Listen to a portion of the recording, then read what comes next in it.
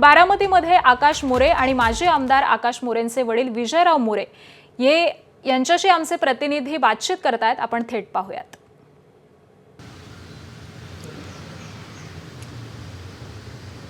सुनेत्रा पवारांच्या विरोधात बारामतीची पोटनिवडणूक लढवणारे आकाश मोरे एव्हाना सगळ्यांना ठाऊक झालेत.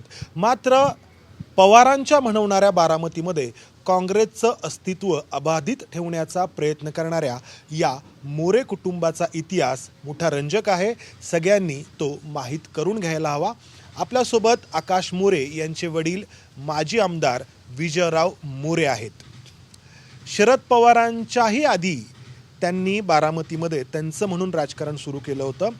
विजयराव मोरेंना समाजवादी पक्षाची पार्श्वभूमी राहिली आहे. त्यानंतर ते काँग्रेसमध्ये आले. शरद पवारांच्या पुढाकाराने त्यांना विधान परिषदेची आमदारकी देखील मिळाली आणि शरद पवारांसोबत सातत्याने त्यांचे सलोख्याचे संबंध देखील राहिले. एवढंच नाही तर 2024ला झालेली लोकसभेची निवडणूक, ज्यासाठी त्यांनी सुप्रिया सुळेंचा प्रचार केला, आणि त्यानंतर झालेल्या विधानसभेच्या निवडणुकीमध्ये त्यांनी योगेंद्र पवारांसाठी प्रचार केला. मात्र आत्ता असं काय झालं की अजित पवारांच्या अपघाती दुर्दैवी मृत्यूनंतर देखील मोरे कुटुंब पोटनिवडणुकीमध्ये उतरलं आहे.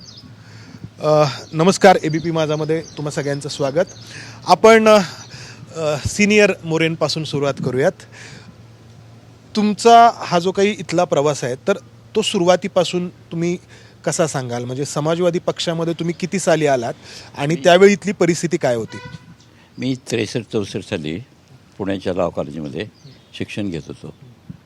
सकाळी नोकरी करणं आणि दुपारी म्हणजे सकाळी कॉलेज करणं, दुपारी नोकरी करणं आणि त्यानंतर समाजवादी पार्टीच्या ऑफिसमध्ये जाणं. लालजी कुलकर्णी नावाचे तिचं एक म्हातारी ग्रस्त होते. प्रजा समाजवादी पार्टीचा मी सदस्य होतो. पुढं प्रजा समाजवादी पार्टीच्यामध्ये 2 विभागण्या झाल्या. समाजवादी पार्टी झाली, पण मी प्रजा समाजवादी पार्टीमध्ये राहिलो. अशा रीतीने मी काम करत होतो. 1967ला मला बारामती तालुक्याचा प्रचारक म्हणून मला आमच्या पक्षाने आदेश दिला. बारामती, इंदापूर आणि पुरंदर ह्या 3 तालुक्याची त्यावेळेला म्हणजे साधनं कमी असल्यामुळं मला तिघांची प्रचाराची जबाबदारी दिली. तर आम्ही किसन पुनाजी कदम हा परीट समाजाचा माणूस, मी मुद्दाम जातीचा उल्लेख करतो आहे की समाजवादी पार्टीचं हे धोरण आहे की OBC वगैरे जे कोणी असतील, डाऊन ट्रोडर असतील, यांना सत्तेमध्ये आणायचं आहे. सत्ता, संपत्ती, प्रतिष्ठा त्यांच्यापर्यंत गेल्याशिवाय हा देश बलवान होणार नाही, ही आमची भूमिका असल्यामुळं आम्ही किसन पुनाजी कदम नावाचा एक माणूस उभा केला होता पुरंदरमध्ये. इथं SC नायडू परप्रांतातून आलेला विडी कामगार, त्याचं कोणी इथं नाही, जात नाही, पात नाही, काय धर्म नाही, काही नाही, अशा माणसाला आम्ही शरद पवारांच्या विरुद्ध उभं केलं होतं. 67 साली बाबूलाल काकडे प्रमुख कंटेंडर होते त्यांचे. ते सगळे त्यांचा तो सगळा प्रचार जो होता तो कुठल्या लेवलला होता मी सांगतो. तुमच्याही राजकारणाची करताना त्यावेळी सुरुवात होती. हां. त्यानंतर 1972ला तुम्ही स्वतः शरद पवारांच्या विरोधात निवडणूक लढवली. हो. मी 1972 मला समाजवादी पार्टीने तिकीट दिलं, कारण मी वकिली करत होतो आणि वकिली हाच माझा हे होता. वकिली करून मग संध्याकाळच्या वेळेला शेतकरी शेतमजूर पंचायतीचं मी काम करायचो आणि आम्ही ऑफिस छोटं मोठं ऑफिस होतं ते आम्ही चालवायचो.